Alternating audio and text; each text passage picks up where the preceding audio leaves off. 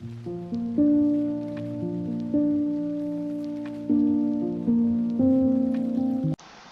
वालेकुम व्यूअर्स, कैसे हैं आप? उम्मीद करती हूँ खैरियत से होंगे। स्टडी विद बीआरडी में आप सबको खुशामदीद।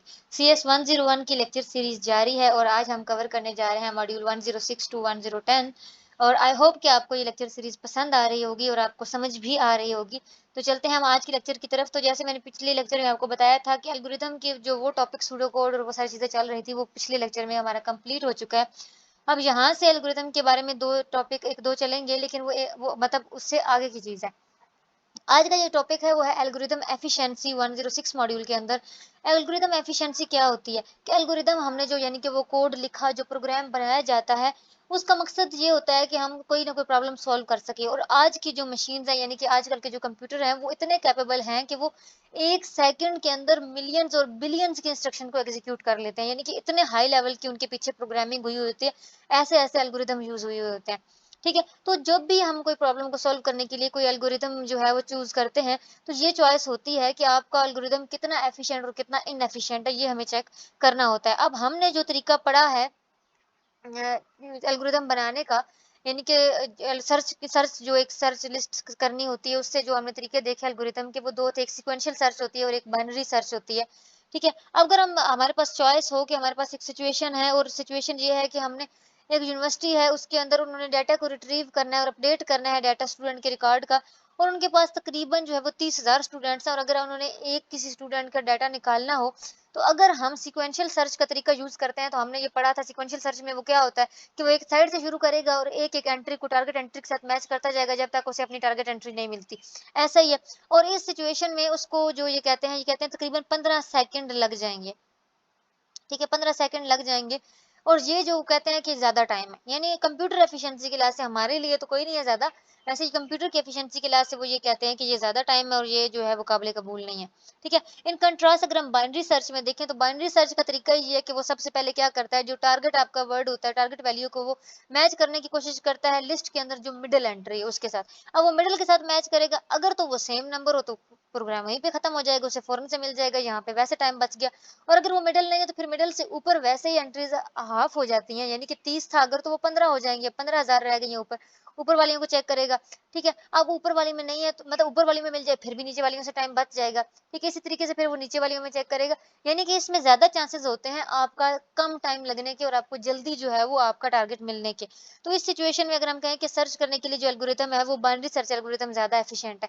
इसी तरीके से ये तो एक सिचुएशन की बात हुई। इसी तरीके से जब भी कोई प्रॉब्लम होती है, तो उसके लिए फिर ये चूज़ करना कि कौन-सा एल्गोरिथम यूज़ किया जाए या कौन-सा तरीका यूज़ किया जाए, जो ज़्यादा एफ़िशिएंट हो, कम से कम टाइम ले, कम से कम उसपे मेहनत लगे और ज़्यादा से ज़्यादा जल्दी हमारा काम हो सके, ये बहुत ज़रूरी होता है। ये तो हो गया एल्गोरिथम एफ़िशिएंसी की बात, लेकिन इसके अलावा एक और चीज़ जो एल्गोरिथम के बारे में जानना ज़रूरी होती है, वो होती है उसकी वेरिफ़िकेशन। अब जब भी हम कोई एल्गोरिथम यूज़ करते हैं, सूडो कोड यूज़ करते हैं और फिर हम एक प्रोग्राम बनाते हैं, वो प्रोग्राम बनाया किस लिए जाता है? किसी भी सॉफ्टवेयर के लिए बनाया जाता है। ऑब्वियसली उससे कोई सॉफ्टवेयर बनना होता है। अब अगर वो सॉफ्टवेयर बन गया है, तो सिर्फ़ ये सोच लेना कि हाँ, जैसे हमें इससे काम चाहिए था, ये वैसा बना है और हकीकतन वो वैसा बना है। इन दोनों चीज़ों में बड़ा फ़र्क होता है। यानी कि सिर्फ़ ये सोच लेना कि वाक़ई इसमें इतनी पोटेंशियल है, ये हमारी प्रॉब्लम सॉल्व कर सकती है, या फिर एक तरफ एनालिसिस करके कि हाँ, वाक़ई ये प्रॉब्लम सॉल्व कर सकता है, उसको टेस्ट करना, उसको एक्यूरेट का है या नहीं, ये देखना, इसको कहते हैं सॉफ्टवेयर वेरिफिकेशन। और ये बहुत ज़्यादा ज़रूरी होती है सॉफ्टवेयर वेरिफिकेशन। जब भी कोई सॉफ्टवेयर बनाया जाता है तो उसको वेरीफाई करना ज़रूरी होता है। अब यहाँ पे इन्होंने हमें एक मिसाल दी हुई है, बड़ी इंटरेस्टिंग सी मिसाल है। वो ये कहते हैं कि सिर्फ समझाने के लिए कि सॉफ्टवेयर वेरिफिकेशन क्यों ज़रूरी है। वो कहते हैं कि एक सिचुएशन ऐसी है कि एक मुसाफिर है, उसे एक होटल में रुकना है और उसको 7 रातें रुकना है। उसके पास एक सोने की चेन है जिसके अंदर जो है वो आप कह सकते हैं कि 7 स्टेप्स हैं उसके। उस चेन के अंदर 7 लिंक्स हैं या 7 स्टेप्स हैं, जैसा कि यहाँ पे नीचे दिखाई गई है। वो कहते हैं कि उसे हर एक दिन के बदले रेंट देना है उस चेन का एक टुकड़ा। तो कहते हैं कि कम से कम कट लगना चाहिए। अब कट तो लगना है तभी तो उसने अलग होना है, उसके जो है वो पीसेज़ हैं वो अलग होंगे। वो कहते हैं एडवांस पेमेंट भी नहीं वो कर सकता कि इकट्ठी सारी की सारी चेन दे दे। उसे हर सुबह ही उस चेन का एक लिंक पे करना है। तो कहते हैं कि क्या ऐसा तरीका होगा कि कम से कम जो पीसेज़ हैं उनको कट लगें और जो है वो सारी जो है वो जमा हो, उसकी जो है वो रेंट वो अदा कर दे। अब इसका एक तरीका जो उन्होंने बताया वो ये था कि अगर हम दूसरी, चौथी और छठी को कट लगाएँ, तो बाकी 4 भी आज़ाद हो जाएँगी। सब के सब को कट लगाने की ज़रूरत नहीं है कि हर रोज़ एक उसमें से काट के दे दूँ। 7 को कट लगाने से अच्छा है कि हम 3 को कट लगाएँ, 4 वैसे ही आज़ाद हो जाएँगी। अब ये देखने से आपको भी, मुझे भी, हम सबको बड़ा ही एक मुनासिब-सा जो है वो जवाब लगा। हाँ जी, बल्कि ये बेस्ट समझ लो कि लगा हमें आंसर, ठीक है। लेकिन ये अगर मैं मज़ीद वही बात वेरिफ़िकेशन की बात जब करेंगे कि ये अज़्यूम कर लेना कि ये ठीक है, अब हमने अज़्यूम कर लिया कि ये बेस्ट आंसर है। हालाँकि अगर हम वेरीफ़ाई करें तो इससे भी बेहतर आंसर हमें मिल सकता है, वो वेरिफ़िकेशन पे ही मिलता है। अब इन्होंने इसका एक मज़ीद अच्छा तरीका बताया, वो भी मैं आपको इस पिक से समझाती हूँ, वो ये है, उन्होंने कहा कि तीसरे नंबर वाली अगर जो रिंग है उसको कट कर दिया जाए, तो 2 रिंग्स इस तरफ आज़ाद हो जाएँगी, 4 इस तरफ आज़ाद हो जाएँगी और सिर्फ़ 1 को कट लगेगा। और फिर आप पेमेंट कैसे करोगे उसका तरीका भी इन्होंने हमें यहाँ पे ये बताया। वो ये कहते हैं कि फर्स्ट मॉर्निंग आप होटल वाले को, जो आपके पास सिंगल है जिस पे कट लगा हुआ है, वो दे दिया आपने। सेकंड मॉर्निंग जब आपके पास वो रेंट लेने के लिए आया तो आप उसे कहोगे कि वो सिंगल वाली मुझे वापस करो, और जो आपके पास 2 वाले रिंग है, ये देखिए आपके पास एक 2 वाला, एक सिंगल वाला और एक 4 वाला। तो ये 2 वाला रिंग आप उसे दे दोगे क्योंकि 2 दिन की अब हो चुकी है, सिंगल आप उससे वापस ले लोगे। लेकिन देनी रोज़ की रोज़ होती है ना। अब तीसरे मॉर्निंग जब वो आएगा फिर आप उसे सिंगल वाला दे रहे हो। चौथी मॉर्निंग जब वो आएगा तो आप उसे सिंगल वाली भी और वो डबल वाली भी दोनों वापस लोगे, और जो 4 लिंक पीस है आपके पास आप वो उसे दे दोगी, 4 दिन की पूरी होगी। 5वें दिन जब वो आएगा आप उसे फिर से सिंगल वाली दो, छठे दिन आप उससे सिंगल वाली वापस लेके डबल लिंक पीस उसे दे दो, और 7वें दिन आपके पास सिंगल है और आपका आखिरी दिन है और 7वीं दे के आप निकल आओ। यानी कि सिर्फ एक कट लगाने से भी आप सातों दिन की पेमेंट इस तरीके से कर सकते हो। अब ये वेरिफिकेशन से पता चला, यानी कि अगर हम कंपेयर करें तो ऑब्वियसली हमारा पहला जवाब गलत था, लेकिन ये हमें पता ऐवे नहीं चल सकता था सिर्फ अज्यूम करने से, बल्कि हमने जब वेरीफाई किया, इस पे मजीद सोच विचार की, इसको प्रैक्टिकली करके देखा, तब हमें पता चला कि हाँ, इससे मजीद बेटर आंसर भी हो सकता है। तो यही चीज जो है सॉफ्टवेयर के बारे में है कि उनको वेरीफाई करना जरूरी होता है। तो सॉफ्टवेयर वेरिफिकेशन की यहाँ पे डेफिनेशन लिखी हुई है कि वेरिफिकेशन होती क्या है, कि सिर्फ एक प्रोग्राम के बारे में ये अज्यूम कर लेना, बिलीव कर लेना कि वो ठीक है, और हकीकतन उसका ठीक होना, इन दोनों के दरमियान जो डिस्टिंक्शन है, जो फर्क है, इसी को कहते हैं सॉफ्टवेयर वेरिफिकेशन। और ये कैसे डिस्टिंक्शन आएगी, जब हम उसको टेस्ट करके देखेंगे, यानी कि सॉफ्टवेयर को टेस्ट किया जाता है पहले। अब इन्होंने सॉफ्टवेयर फेलियर की मिसालें दी हुई हैं यहाँ पे, कि सॉफ्टवेयर फेलियर, एक तो ये सॉफ्टवेयर फेलियर हुआ है, कोई भी आप इसकी एग्जांपल याद कर सकते हैं। एक ये एक्सरे रेडिएशन का सॉफ्टवेयर फेलियर हुआ, इसके अलावा ये वेल्श एनएचएस आईटी फेलियर हुआ था, ये 2018 में यूके के अंदर एक हॉस्पिटल के अंदर बहुत बड़ा जो है वो सॉफ्टवेयर क्रैकडाउन है। कि ये क्या हुआ कि एक पूरा जो सॉफ्टवेयर जिसके अंदर सारे मरीजों की, डॉक्टर का सारा जो है वो डाटा था, वो पूरा जो सॉफ्टवेयर है वो फेल हो गया और वो सारा डाटा जो है वो क्रैश हो गया। अब इससे ये किसी सिक्योरिटी इशू की वजह से नहीं हुआ था, बल्कि सॉफ्टवेयर के टेक्निकल इशू की वजह से इतनी बड़ी प्रॉब्लम हुई।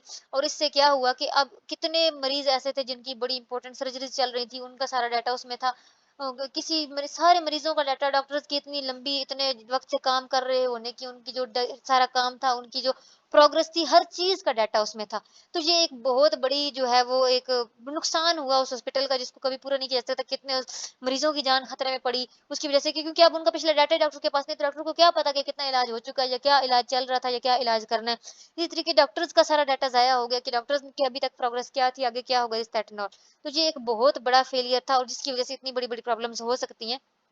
तो ये एग्जाम्पल आपने याद करनी है। अब यहाँ तक तो हमारी एल्गोरिथम के बारे में एक क्लास चल रही थी। इससे आगे मॉड्यूल 109 से एक और जो है वो टॉपिक शुरू होने वाला है, और बिलीव में बहुत ही इंटरेस्टिंग टॉपिक शुरू होने वाला है। अब ये तो आपको पता है कि कंप्यूटर जो है वो बाइनरी ज़ुबान समझता है, सिर्फ 10 की लैंग्वेज उसे समझ में आती है। अब 10 की लैंग्वेज में उसके लिए जो हम मतलब प्रोग्राम बनाते हैं, उसको हम कहते हैं कोडिंग कर रहे हैं हम, या उसके लिए हम वही बात जो सूडो कोड हमने लिखा था, ये सारी चीज़ें क्या क्यों होती हैं? क्योंकि कंप्यूटर को हमने अपनी बात समझानी होती है। कंप्यूटर से जो काम हमने करवाना है, जो हम अपनी ज़ुबान में आसानी से बोल लेते हैं, लेकिन कंप्यूटर को वो समझाने के लिए हमें उसके लिए कोडिंग करनी पड़ जाती है, हमें 10 की लैंग्वेज यूज़ करनी पड़ जाती है। क्योंकि कंप्यूटर को तो सिर्फ वही ज़ुबान समझ में आती है। अब कंप्यूटर को जो ज़ुबान समझ में आती है, वो जो हम एन्कोडिंग करते हैं, वो सारी न्यूमेरिक डिजिट्स में थी। ऐसी ही बात है, जब ये कंप्यूटर का काम शुरू हुआ, तो कंप्यूटर को क्योंकि वही ज़ुबान समझ में आती है, तो वो न्यूमेरिक डिजिट्स में सारी कोडिंग होती थी। और उस ज़ुबान को क्या कहते हैं हम? मशीन लैंग्वेज कहा जाता है। क्या कहा जाता है? Machine language. अब अनफॉर्च्यूनेटली ये कहना बहुत ज़्यादा जो है वो ज़रूरी है कि ये काम इतना आसान नहीं था मशीन लैंग्वेज में प्रोग्राम लिखना एक इंसान के लिए। कि आपको कोई भी काम करवाना है और उसके लिए आप टोटली न्यूमेरिक डिजिट्स में जो है वो काम, पूरा प्रोग्राम लिखो। ये एक बहुत ही मुश्किल टास्क था, और फिर ये था कि अगर किसी ने लिख भी लिया, फिर एक छोटा-सा एरर कहीं दरमियान में आ गया, तो पूरा प्रोग्राम गलत। फिर उस एरर को ढूँढना, फिर उसको करेक्ट करना, इस सारे सिस्टम को वैसे क्या कहा जाता है? डिबगिंग कहा जाता है, आप कह सकते हैं। कि एरर को लोकेट करना और करेक्ट करने के प्रोसेस को कहा जाता है डिबगिंग। ये आपके एमसीक्यूज़ में आ सकता है, याद रखिएगा। तो यानी कि ये एक मुश्किल काम था। कि अगर कोई एरर भी आ गया तो अब इतनी न्यूमेरिक डिजिट्स में से कहाँ पे एरर हुआ है ढूँढना बड़ी मुश्किल काम था। अब जो उस वक़्त के रिसर्चर थे उनको यही मतलब कि हर वक़्त एक ही स्ट्रगल कि किसी भी तरीके से हम इन न्यूमेरिक चीज़ों से जान छुड़ा लें, ठीक है? अब ये स्ट्रगल चल रही थी 1940 में क्या हुआ यानी कि 1940 से पहले तक यही था कि इसी ज़ुबान में कंप्यूटर की ज़ुबान में 10 की लैंग्वेज में सारी कोडिंग होती थी। ठीक है? मतलब कि 10 की कुछ ज़ुबान में उसे समझ में आती थी, लेकिन जो कोडिंग बाकी भी की जाती थी, वो न्यूमेरिक लैंग्वेज में ही थी। ठीक है? उसके लिए जो बनाई गई थी। अब जो 1940 में जो रिसर्चर्स थे, जो प्रोग्रामर्स थे, उन्होंने ये डेवलपमेंट की कि उन्होंने एक ऐसा सिस्टम बनाया कि जिसमें हम न्यूमेरिक फॉर्म के साथ-साथ निमोनिक फॉर्म को भी यूज़ कर सकें। यानी कि हम कुछ अल्फ़ाबेट्स यूज़ कर सकें, कुछ ऐसे वर्ड्स यूज़ कर सकें, जो इंसान के लिए समझना आसान हो और इस तरह हम प्रोग्रामिंग करें। ठीक है? अब ये जो इंस्ट्रक्शन है कि 4056 अब ये बिल्कुल न्यूमेरिक डिजिट्स में लिखी हुई है। एक इंसान के लिए इसको समझना बहुत मुश्किल है। ठीक है? अब ये लिखा हुआ क्या है कि रजिस्टर 5 और रजिस्टर 6 की जो उसमें जो वैल्यूज़ हैं उसको मूव करो रजिस्टर 0 की तरफ। ठीक है? अब ये मशीन लैंग्वेज के लिए तो समझना बड़ा आसान है, लेकिन हमारे लिए मुश्किल था। तो जब निमोनिक सिस्टम बनाया गया तो उसमें इसको इस तरीके से लिखा जाता था कि एमओवी का मतलब ये था कि मूव करो R5 एंड R6 यानी R5 और R6 में जो वैल्यू यानी कि आपके सीपीयू के अंदर जो रजिस्टर बने हुए हैं, जो चीज़ आप मिडल जो है वो आपने पढ़ चुकी हो ये चीज़ कि किस तरीके से चीज़ें बनी होती हैं, सीपीयू के अंदर किस तरीके से स्टोर होती हैं। रजिस्टर बने होते हैं, उनके अंदर सेल बने होते हैं, आपने ये देखा था, ठीक है? तो वो कहते हैं कि अब जो रजिस्टर 5 और रजिस्टर 6 की जो वैल्यू है उसको मूव करो। अब ये यहाँ पे इस तरीके से अगर ये लिखी हुई हो तो ज़ाहिर-सी बात है आपके लिए, मेरे लिए पढ़ना कदरे आसान हो गया है। अब ये चीज़ तो हमें समझ में नहीं आनी थी, ठीक है? तो ये क्या हो गया कि उन्होंने ये एक चीज़ अचीव कर ली कि हाँ, किसी तरीके से हम जो है वो किसी हद तक हम उन डिजिट्स की जो कैद है उससे आज़ाद हो गए और हम एक आसान थोड़ा-सा किसी किस्म का आसान चीज़ हो चुकी है। अब इसी तरीके से ये जो मशीन रूटीन है, मशीन लैंग्वेज रूटीन प्रोग्राम है कि मतलब जैसे इन्होंने अब ये प्रोग्राम लिखा, अब इस प्रोग्राम को एमए समझना हमारे लिए बड़ा मुश्किल है कि ये प्रोग्राम क्या लिखा हुआ है। लेकिन इसको लिखने के लिए जब निमोनिक फॉर्म में लिखा गया तो इस तरीके से लिखा गया कि लोड करो, एलडी मतलब लोड करो रजिस्टर 5 में की जो प्राइस है उसको लोड करो। यानी 6C जो लोकेशन है, वहाँ से जो भी उसके अंदर मतलब डाटा पड़ा हुआ है उसको रजिस्टर 5 में लोड करो। अब यहाँ से ये चीज़ हमें समझ में आ रही है, लेकिन यहाँ से नहीं समझ में आ रही थी। इस तरीके से रजिस्टर 6 में जो है वो हमने मतलब 6D पे डाटा जो पड़ा हुआ है उसको लोड करना है। फिर हमने 5 और 6 की जो डाटा है उन दोनों को ऐड करना है। फिर हमने इनका जो आंसर आया है उसको रजिस्टर 0 में जो है वो स्टोर करना है और प्रोग्राम हाल्ट हो जाना है। अब ये चीज़ यहाँ से पढ़ के तो हमें समझ में आ रही है, लेकिन इस चीज़ को पढ़ के हमें समझ में नहीं आती थी। तो इन्होंने इसी चीज़ को यहाँ तक कन्वर्ट करने में अचीवमेंट हासिल कर ली। ये बहुत बड़ी अचीवमेंट थी उस वक़्त के प्रोग्रामर्स की। और ये जो वर्ड यूज़ होना शुरू हुए निमोनिक्स यानी कि लोड के लिए एलडी, ऐड के लिए एडबल-डी-आई, स्टोर के लिए एसटी और हॉल्ट करने के लिए प्रोग्राम यानी कि प्रोग्राम को खत्म करने के लिए एचएलटी। इनको क्या कहा जाता था? निमोनिक्स कहा जाता था। निमोनिक्स और इसके अलावा इनको प्रोग्राम वेरिएबल्स या आइडेंटिफायर्स भी कहा जाता था। ठीक है? ये आपने याद रखना है। अब ये तो आप कह सकते हैं तब हुआ ये यानी कि सेकंड जनरेशन लैंग्वेज इन्होंने तैयार की। फर्स्ट जनरेशन लैंग्वेज कौन-सी है? फर्स्ट जनरेशन लैंग्वेज थी ये वाली, ये जो बिल्कुल कोडिंग की ज़ुबान में है। ठीक है? सेकंड जनरेशन लैंग्वेज कौन-सी थी? ये जो इन्होंने तैयार की जिसमें निमोनिक्स यूज़ हुए। ठीक है? लेकिन अभी भी क्या था किसी हद तक इन्होंने आसानी तो कर ली। आसानी तो कर ली। अब इनको क्या करना पड़ा कि अब भी जो अब ज़ाहिर-सी बात है जो इस ज़ुबान में लिखा गया कोड था यानी कि ये जो हमारे इन्होंने निमोनिक्स की ज़ुबान में लिखा, अब कंप्यूटर को तो ये समझ नहीं आ सकता था।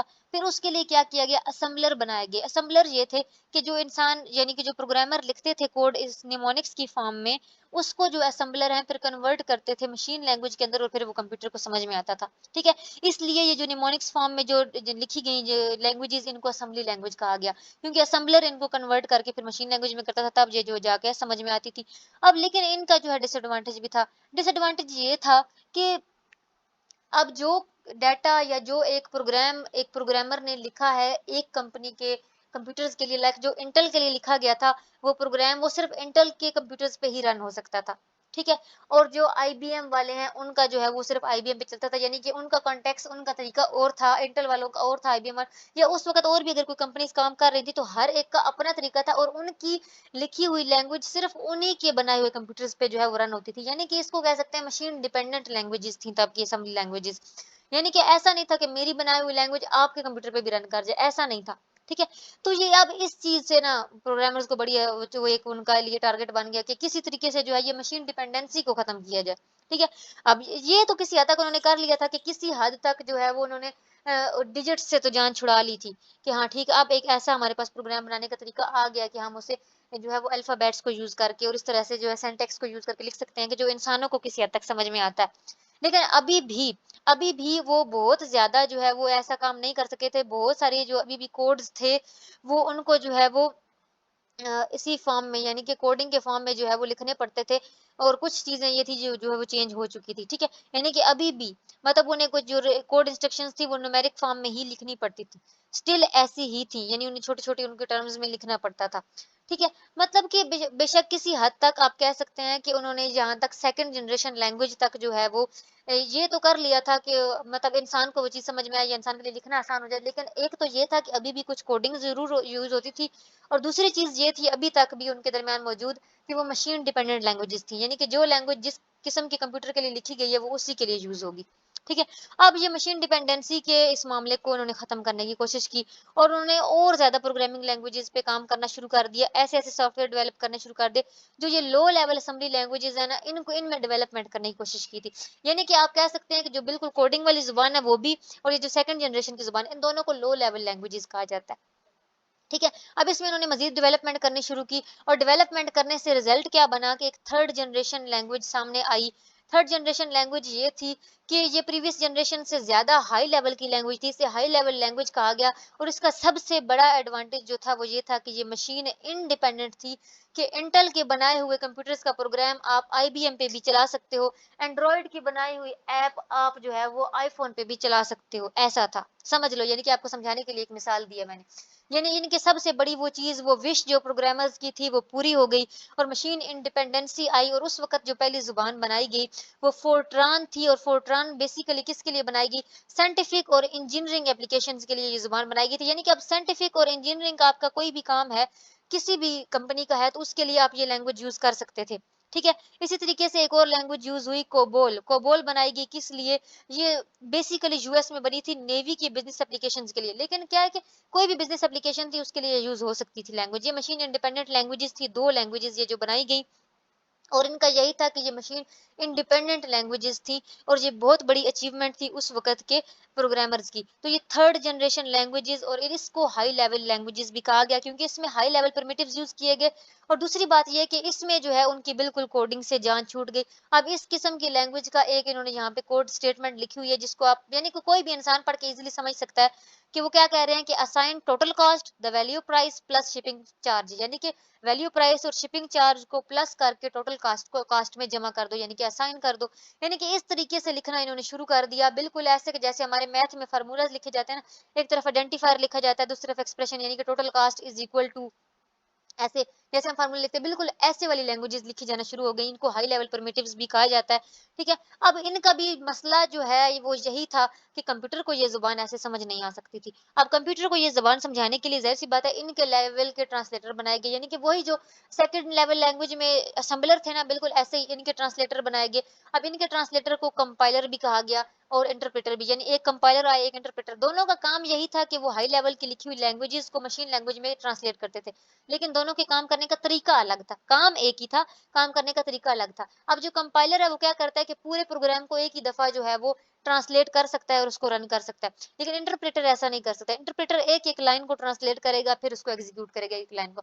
इसके अलावा इसके और भी फ़र्क हैं, वो आप जो है वो इंटरनेट से सर्च करके जो है वो इन दोनों के डिफरेंस जो है वो याद कर सकते हैं। ठीक है, ये एक इम्पोर्टेंट सवाल है पेपर में आ भी सकता है। लेकिन ये है कि मेरा समझाने का इस वक़्त मकसद ये है कि ये ट्रांसलेटर जो हैं जो आपकी हाई लेवल लैंग्वेज को ट्रांसलेट करते थे मशीन लेवल लैंग्वेज में ताकि कंप्यूटर आपकी जो बनाई हुई एप्लीकेशन उसको रन कर सके। तो ये फिर 2 किस्म के जो हैं वो ट्रांसलेटर यूज़ होना शुरू हो गए कंपाइलर और इंटरप्रेटर। ठीक है? अब जो है वो इनका वो जो मसला था एक किस्म का वो खत्म हो गया। अब ये जो लैंग्वेजेज़ बनाई गई हाई लेवल लैंग्वेजेज़ ये नेचुरल लैंग्वेज के बहुत करीब थी, यानी कि इंसानी लैंग्वेजेज़ के बहुत करीब थी और फॉर्मल लैंग्वेज यानी कि जो प्रोग्रामिंग लैंग्वेज होती है या जो कोडिंग की लैंग्वेज होती है उससे काफ़ी दूर थी। ठीक है? यानी कि ये इंसान के लिए समझना बड़ी आसान थी, यानी इसमें जर्मन, लैटिन और इंग्लिश ज़ुबानें जो हैं वो बहुत ज़्यादा यूज़ हो रही थी, लेकिन ये फॉर्मल लैंग्वेज से दूर थी इसलिए ट्रांसलेटर की ज़रूरत पड़ी और इनको हमने किया। आई होप आपको ये मेरा आज का लेक्चर समझ में आ गया होगा। यही बातें हमारी आगे भी चलने वाली हैं। इसी सफ़र को हम देखेंगे कि मज़ीद फिर इसमें क्या-क्या किया गया और आज जो हमारा इस वक़्त चल रहा है यहाँ तक पहुँचने में मज़ीद क्या-क्या इसमें जिद्दत आई। आई होप आपको इंटरेस्ट बन रहा होगा कि यहाँ तक जो आज हम इतने बड़े-बड़े सॉफ्टवेयर्स देखते हैं और इतनी मतलब बड़ी-बड़ी किस्म की कोडिंग हुई हुई है, तो अब हम किस लेवल तक पहुँच चुके हैं। तो ये जानने के लिए आपको मेरी लेक्चर सीरीज़ को देखते रहना पड़ेगा। इसको लाइक करें, शेयर करें, चैनल को सब्सक्राइब करें। दुआ में याद रखिएगा। अगली वीडियो तक के लिए दें इजाज़त। अल्लाह हाफ़िज़।